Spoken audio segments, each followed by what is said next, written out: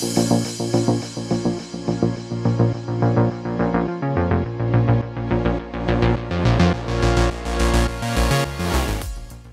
আলাইকুম মুশফিক ভাই, কেমন আছেন? ওয়ালাইকুম আসসালাম মারুফা, কেমন?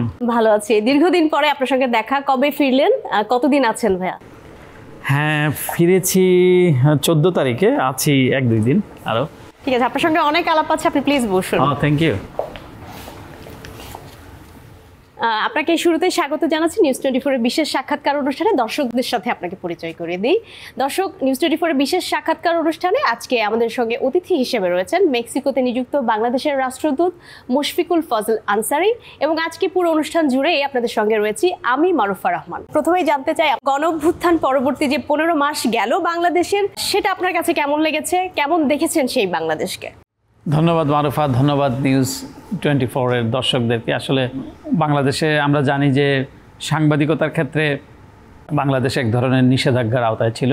অনেক টিভি চ্যানেল, নিউজ নেটওয়ার্কগুলো চাইলেও আমাদেরকে সেইভাবে, আমাদের রিপোর্টগুলোকে সেইভাবে তখন তারা সেই নিউজগুলো দিতে পারতো না, অথবা কেউ দিতে চাইতো না তাদের নিজস্ব সিকিউরিটির কারণে। কিন্তু এখন বাস্তবতাটা ভিন্ন। তো সেই জন্য এই আজকের এই আলোচনায় অংশ নিতে পারে ভালো লাগছে। আমাদেরও ভীষণ ভালো লাগছে। এখনও হয়তো আমি সব কথা সহজভাবে বলাটা আমার জন্য একটু কষ্টকর, যেহেতু আমি একটা বাইন্ডিংসের মধ্যে আছি। বাইন্ডিংস ঠিক বলবো না, কিছুটা বলা যায়, যেহেতু আমি সরকারের একটা দায়িত্বে আছি, সুতরাং সরকারের কিছু নিয়ম নীতি রেগুলেশন আছে, সেগুলি আমাকে ফলো করতে হবে। আবার এটিও আমি, এই সংস্কৃতিও আমি লালন করতে চাই না। এটি করতে গিয়ে আমি সাদাকে সাদা বলবো না বা কালোকে কালো বলবো না, সেটাও আমি মানতে চাই না। সুতরাং আমি as best as I can। সাংবাদিকতা থেকে আপনি রাষ্ট্রদূতের আসনে, এই রূপান্তরটাকে আপনি আসলে কিভাবে দেখেন? হ্যাঁ, এটা ঠিক। এটা দুইটা একটা ভিন্ন প্রফেশন, বাট ভিন্ন হলেও মাত্রাটা খুব একটা ভিন্ন না। যদি আমরা কানেক্টিভিটির কথা বলি, আমরা যদি কানেকশনের কথা বলি, আমরা যোগাযোগের ক্ষেত্রে যদি বলি, তো সুতরাং সাংবাদিকতা হয়তো এটাকে রিলেট করা যায়। কিন্তু এখানে সাংবাদিকতা হলো যে আমি হয়তো রিপোর্ট করছি বা আমি অ্যানালিসিস করছি, আর এখানে আপনি হয়তো কোনো ক্ষেত্রে আপনি রিপ্রেজেন্ট করছেন এবং ডিসিশন মেকিংয়ে আছেন। তো এই ক্ষেত্রে একটু ভিন্নতা আছে, কিন্তু আমি খুব একটা মনে করি না যে কাজ করার ক্ষেত্রে খুব একটা আলাদা অভিজ্ঞতা। ডিপ্লোমেসির এই জায়গাগুলো আমি দীর্ঘদিন কভার করেছি। আমি জাতিসংঘ কভার করেছি, দেশেও আমি ডিপ্লোম্যাটিক করেসপন্ডেন্ট ছিলাম। আরেকটা দিক হচ্ছে, যদি আপনি কন্ট্রিবিউট করতে চান এবং আপনি যদি দেশকে রিপ্রেজেন্ট করতে চান in a proper way, in a professional manner, তো সুতরাং এটা আমার মনে করি না যে খুব একটা কষ্টকর বিষয়। তখন আপনার এই এক্সপিরিয়েন্সগুলোও কাজে লাগবে আপনি দেশকে রিপ্রেজেন্ট করার ক্ষেত্রে।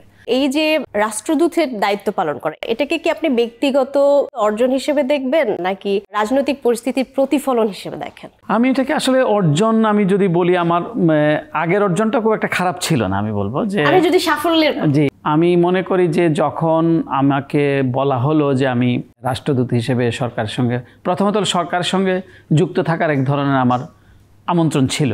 আবার আমি চেয়েছি যে এটা আমাদের দীর্ঘদিনের একটা কষ্টের ফসল, যারা দেশে বিদেশে সকলে মিলে, এটা একটা ঐক্যবদ্ধ প্রয়াস ছিল, আমরা যাতে একটা স্বৈরাচারের কর্তৃত্ববাদের যাতাকল্যের নিষ্পেষণ থেকে আমরা যাতে মুক্ত হতে পারি, সে ধরনের একটা চেষ্টা।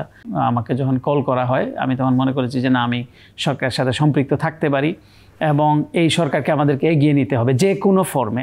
আমি মনে করি না যে আমাকে কোনো একটা পার্টিকুলার দপ্তরে থাকলেই আমি কেবল কন্ট্রিবিউট করতে পারবো, তা না। আমি মনে করি যে আমি সরকারের সঙ্গে যুক্ত থেকে সরকারের কাজগুলোকে এগিয়ে নেওয়া, মানুষের যে দীর্ঘদিনের আকাঙ্ক্ষা, মানুষের প্রত্যাশার বাস্তবায়ন, মানুষ যে তাদের অধিকারগুলোর জন্য যে সংগ্রাম করেছে, লড়াই করেছে, আত্মাহুতি দিয়েছে, এই সুযোগ আমি স্মরণ করতে চাই তাদেরকে, যাদের আত্মার সর্বোচ্চ ত্যাগের বিনিময়ে আমরা এই অর্জন করেছি। যারা ছাত্ররা, যুবকরা, কৃষকরা, পলিটিক্যাল পার্টি, সকলে মিলে একটা সম্মিলিত প্রয়াসের মধ্য দিয়ে আমরা এটি অর্জন করেছি।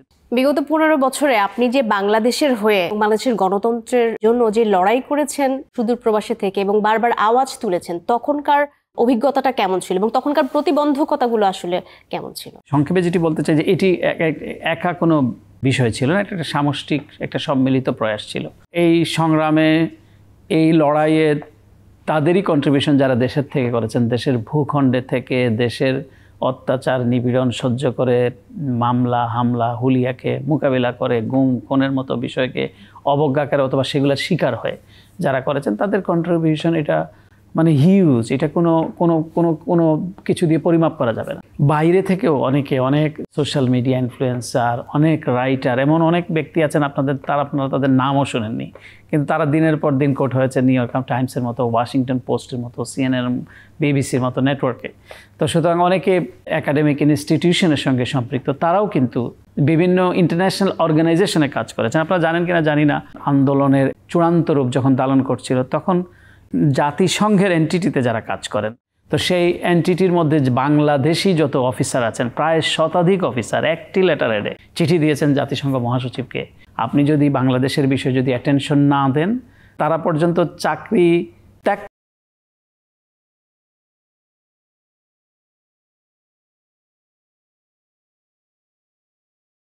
তো আমরা দেখছি যে বাংলাদেশের মানুষ, ছাত্রদেরকে গুলি করে মারা হচ্ছে, অধিকার কেড়ে নেওয়া হচ্ছে। সুতরাং এখনই টাইম বাংলা ইন্টারন্যাশনাল কমিউনিটিকে অ্যাক্ট করা। তো এটা যেমন অনেকেই জানে না এই অংশটুকু। যুক্তরাষ্ট্রের সঙ্গে কিংবা পশ্চিমা বিশ্বগুলোর সঙ্গে বাংলাদেশের কূটনৈতিক সম্পর্ক এখন কেমন? এখন যুক্তরাষ্ট্রের সঙ্গে বিশেষ করে যারা গণতন্ত্রের বন্ধু, যারা বাংলাদেশের উন্নয়নকামী, যারা বাংলাদেশের ডেভেলপমেন্ট পার্টনার, তারা বাংলাদেশকে দেখতে চায় একটা স্থিতিশীল, প্রগ্রেসিভ, ডেমোক্রেটিক বাংলাদেশ, যেখানে গণতন্ত্র থাকবে, মানুষের মত প্রকাশের স্বাধীনতা থাকবে, এট দ্য সেম টাইম সেখানে মানুষের অর্থনৈতিক মুক্তি থাকবে, মানুষ অর্থনৈতিকভাবে যে স্ট্রাগল, সেই স্ট্রাগলকে উতরে উঠতে পারবে। আমাদের কোনো আকাঙ্ক্ষা নাই, কিন্তু মানুষের যে আকাঙ্ক্ষা সেটার সঙ্গে তারা থাকতে চায়। এখন আমি মনে করি যে এখন খুবই চমৎকার সম্পর্ক। তারা বাংলাদেশকে একটা গণতান্ত্রিক বাংলাদেশ দেখতে চায় এবং তারা মনে করে যে বাংলাদেশে গণতন্ত্রের এখন যে একটা ট্রানজিশন চলছে, এটা তো একটা ইন্টেরিয়াম গভর্নমেন্ট, তারা এই led by professor Mohammad Yunus, তো ওনার নেতৃত্বে বাংলাদেশ একটি গণতন্ত্রের উত্তরণ ঘটবে, অর্থাৎ একটা নিরপেক্ষ, একটা গ্রহণযোগ্য নির্বাচন হবে, যেটা মিসিং ছিল বিগত 15 বছর, এবং একটা ডেমোক্রেটিক ট্রানজিশন, ডেমোক্রেটিক একটা ট্রান্সফরমেশন হবে। কূটনীতি সম্পর্কে আরও বিস্তারিত জানবো আপনার কাছ থেকে, তবে তার আগে একটি বিরতি নিচ্ছি। দর্শক, সময় হয়েছে একটি বিরতির, আশা করছি সাথেই থাকবেন।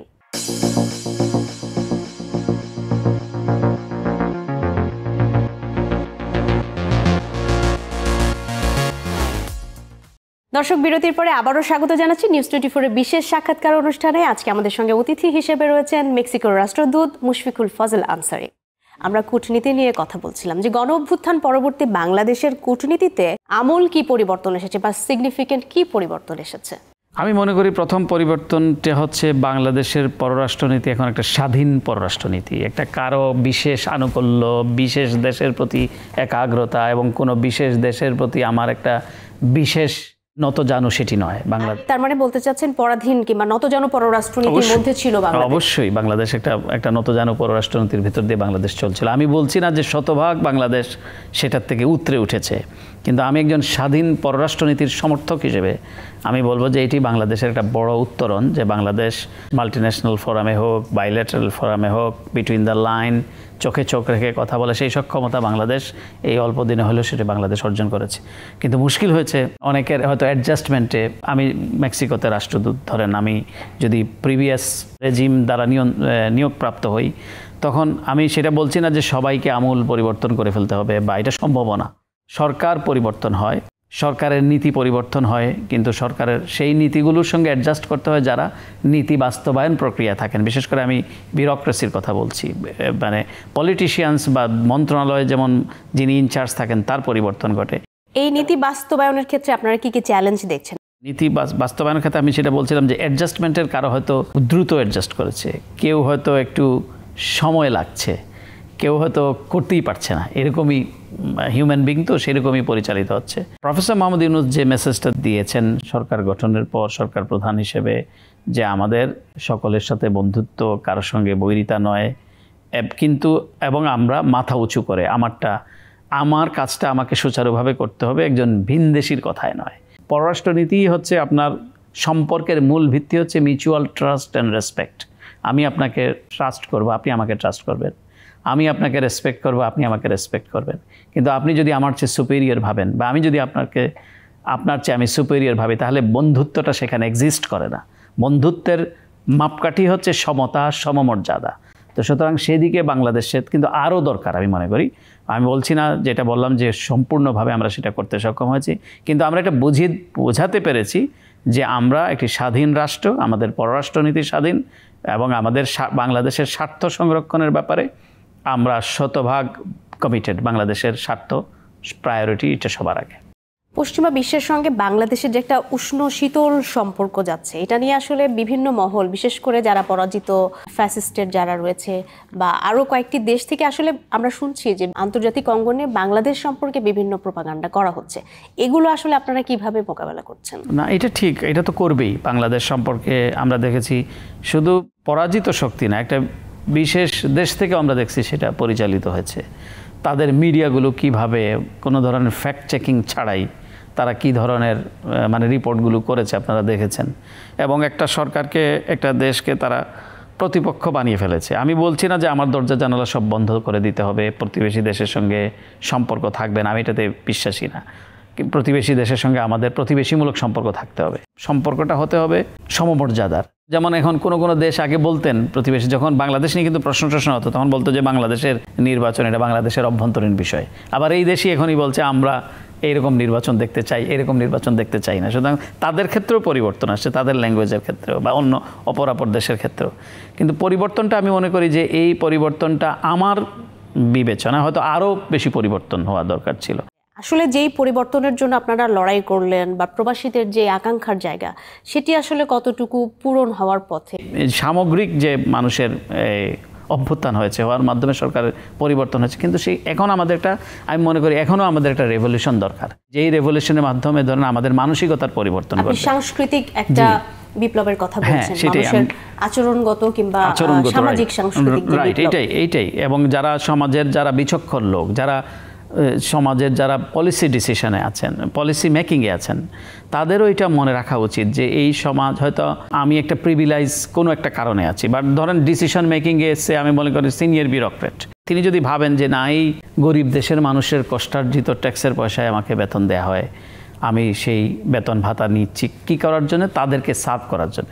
তো তখনই হবে কি, ভ্রাতৃত্বটা গড়ে উঠবে কর্তৃত্বর চেয়ে। সুতরাং আমার কথা হলো কর্তৃত্বর চেয়ে ভ্রাতৃত্বটা খুব জরুরি, আমি যদি এভাবে বলি। কোনো রাজনৈতিক দল যদি নির্বাচনের পর ক্ষমতায় আসে, গণমাধ্যমের স্বাধীনতা কেমন হবে বলে আপনি মনে করছেন? স্বাধীনতা যে ভোগ করা যায় সেটা উপলব্ধিরও বিষয় আছে। এই স্বাধীনতার সবাই পূর্ণ মাত্রায় ভোগ করছে বলেই আপনি দেখবেন যে যা ইচ্ছে বলছে। বিশেষ করে সোশ্যাল মিডিয়ার কথা বলবো, সংবাদ মাধ্যম হয়তো কেউ নিজেরা সেলফ সেন্সরও করছে, কিন্তু আমি দেখছি যে সরকার তরফে এইটা যদি হইতো, যেমন একটা স্ট্যাটাস দেওয়ার কারণে 15 বছরের এক কিশোরীকে জেল খাটতে হয়েছে এই বাংলাদেশ, এই বিগত শেখ হাসিনার সময়। সেখানে আমাদের অনেক কিছু করার বাকি আছে, কারণ এই স্বাধীনতাটা একটা প্রাতিষ্ঠানিকীকরণ দরকার। এবং স্বাধীনতা ভোগ করতে গিয়ে এটাও আমার জানা দরকার যে আমি যাতে স্বাধীনতাটাকে যাতে সহিংসতার পর্যায়ে নিয়ে না যাই। যে আমার একটা কথা আমি যদি সমাজে আমার কথা যদি গ্রহণযোগ্য হয়, পরিধানযোগ্য হয়, তাহলে আমার কথা বলার ক্ষেত্রেও আমার এক ধরনের সেন্সিবল আচরণ থাকতে হবে। বিএনপি ক্ষমতায় আসলে গণমাধ্যম কেমন স্বাধীনতা ভোগ করবে? এটা বিএনপির নেতৃস্থানীয় লোকেরা ভালো বলতে পারবেন। তবে আমি যেহেতু ধরেন বেগম খালেদা জিয়ার সরকারের সময় ওনার সঙ্গে আমার কাজ করার সুযোগ হয়েছে, আপনার মনে থাকবার কথা, আমি যখন প্রধানমন্ত্রী কার্যালয়ের প্রেস উইংয়ে কাজ করি, আমি দেখেছি যে আবুল বারাকাত নামে একজন অর্থনীতিবিদ ছিলেন। উনি 100 কোটি টাকার নিচে পরিসংখ্যান দিতেন না, যে শত কোটি টাকার নামে দুর্নীতি, বিএনপির যার নামে একটা পরিসংখ্যান দিয়ে উনি একটা দিয়ে দিতেন, এবং এটা বাংলাদেশের পত্রপত্রিকায় ব্যানার হেডিং হতো। আমার মনে হয় না 2006 সালের মেয়াদে এই ভুল তথ্য, ফেক ইনফরমেশন ছড়ানোর কারণে আবুল বারাকাতকে একটা ধমক শুনতে হয়েছে। আমি বলছি না যে বাংলাদেশ সংবাদ মাধ্যমের স্বাধীনতার ক্ষেত্রে একটা ইউনিক জায়গা করে নিয়েছিল, তা আমি বলছি না, কিন্তু আমি বলছি সমাজের এই টলারেন্স লেভেলটা অনেক হাই ছিল। আগামী নির্বাচন নিয়ে তো আমাদের অনেক জল্পনা কল্পনা, সেক্ষেত্রে এই নির্বাচনটা কি যথাসময়ে হবে, বা হলে কেমন নির্বাচন হবে বলে আপনি মনে করেন? নির্বাচন নিয়ে এই শব্দটা, এবং এই শব্দটা বাংলাদেশে যে হারিয়ে গিয়েছিল, নির্বাচনটা যে একটা বাংলাদেশে বিগত 15 বছর এই শব্দের প্রতি যে অন্যায় করা হয়েছে, যে অবিচার করা হয়েছে, এবং এই অধিকারের প্রতি, শব্দ বলতে আমি অধিকারটার কথা বলছি, যে লুট হয়ে গিয়েছে 3টা নির্বাচন, এটা কিন্তু বাংলাদেশের মানুষের খুবই কাঙ্ক্ষিত।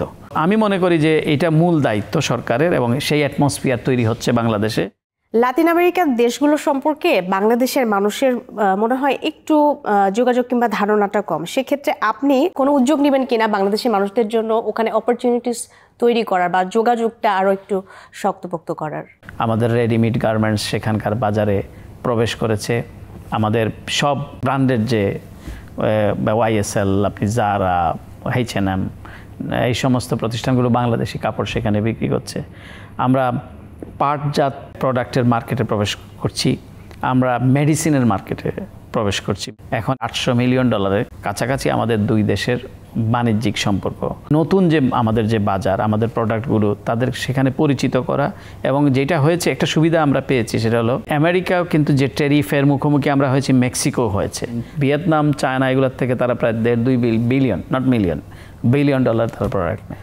তখন আমরা বললাম যে তোমরা কেন বাংলাদেশ থেকে, তোমরা ভায়া কেন প্রোডাক্ট নিচ্ছ, হোয়াই নট বাংলাদেশ? তো আমি যখন ঢাকায় আসছি, আমার সঙ্গে তাদের একজন প্রতিনিধি আসছে, তারা এখানে কিছু নেতৃস্থানীয় গার্মেন্টস ফ্যাক্টরি যারা অলরেডি ইউরোপের মার্কেটে আছে, আমেরিকার মার্কেটে আছে, তো অ্যাটলিস্ট 100 মিলিয়নের অর্ডার বাংলাদেশ লাভ করবে, আমি আশাবাদী কোপেল থেকে, যেটা আছে প্রায় 20 মিলিয়ন। তো আমাকে তাদের আলাপ আলোচনা হয়েছে, যেহেতু বাংলাদেশ প্রাইসটা খুব কম্পিটিটিভ এবং বাংলাদেশের প্রোডাক্টের কোয়ালিটি আবার খুব হাই, যেহেতু অন্যান্য পিক ব্র্যান্ডেড কোম্পানিগুলোকে তারা সাপ্লাই দেয়, সুতরাং কোয়ালিটির ক্ষেত্রে কিছুটা কম্প্রোমাইজ করে কম্পিটিটিভ প্রাইস যদি দেয়, বাংলাদেশে তার একটা বিশাল বাজার তৈরি হবে। অভ্যুত্থান পরবর্তী বাংলাদেশে রাজনৈতিক দলগুলোর কার্যক্রমকে আপনি কিভাবে দেখছেন? একে অন্যের প্রতি যে বক্তব্য, সেটা আমার কাছে এখনো অশালীন মনে হয় নাই। গণতন্ত্রের ভাষা এটা নয় যে আমি আপনার চেয়ে বেশি বুঝি আর আপনি কি বোঝেন, এইটা কিন্তু গণতন্ত্রের ভাষা নয়। গণতন্ত্রের ভাষা, হ্যাঁ আপনিও বুঝবেন, আমিও বুঝবো। আবার গণতন্ত্র এই মানেই নয় যে এক বিষয়ে সকলেরই ঐক্যমত হইতে হবে, মতের ভিন্নতা থাকবে, কিন্তু সেটার মধ্যে যাতে ডিসেন্সি থাকে, সেটার মধ্যে যাতে একটা বিউটি থাকে, এটাই গণতন্ত্রের সৌন্দর্য। আপনাকে অসংখ্য ধন্যবাদ আমাদের সঙ্গে আপনার মূল্যবান সময় এতক্ষণ ধরে দেবার জন্য, এবং আপনার সঙ্গে দীর্ঘ আলাপের মধ্য দিয়ে আসলে অনেকগুলো অজানা বিষয় আমরা জানতে পারলাম, এবং সেই সাথে সমসাময়িক রাজনৈতিক, কূটনৈতিক বিষয় নিয়েও একটা ধারণা হলো। ধন্যবাদ মারুফা, ধন্যবাদ নিউজ 24-এর দর্শকদের। দর্শক, নিউজ 24-এর বিশেষ সাক্ষাৎকার অনুষ্ঠানে এতক্ষণ আমরা কথা বলছিলাম মেক্সিকোর রাষ্ট্রদূত মুশফিকুল ফজল আনসারীর সঙ্গে। তার কাছ থেকে আমরা জানার চেষ্টা করেছি সমসাময়িক রাজনীতি, অর্থনীতি এবং কূটনীতির নানা ইস্যু নিয়ে। আর এতক্ষণ আপনাদের সঙ্গে ছিলাম আমি, মারুফা রহমান। আপনাদের সঙ্গে দেখা হচ্ছে আবারও কোনো পর্বে, আবারও কোনো নতুন অতিথির সঙ্গে। সে পর্যন্ত ভালো থাকুন।